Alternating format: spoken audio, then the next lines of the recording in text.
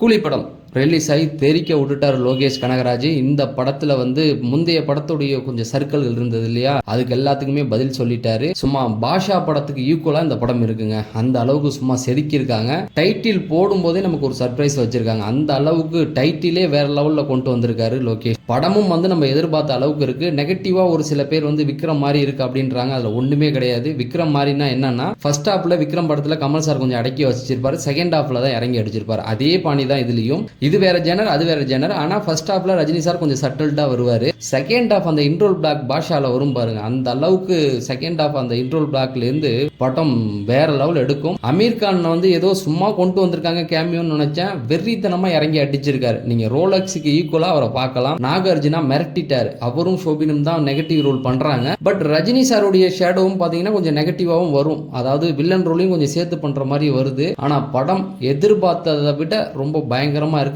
கண்டிப்பா இதை போய் தியேட்டர்ல பாருங்க. அப்படியே நம்ம சேனலை சப்ஸ்கிரைப் பண்ணிருங்க. நீங்க தலைவர் ஃபேனா இருந்தா நம்மளுடைய வீடியோவை லைக் பண்ணுங்க.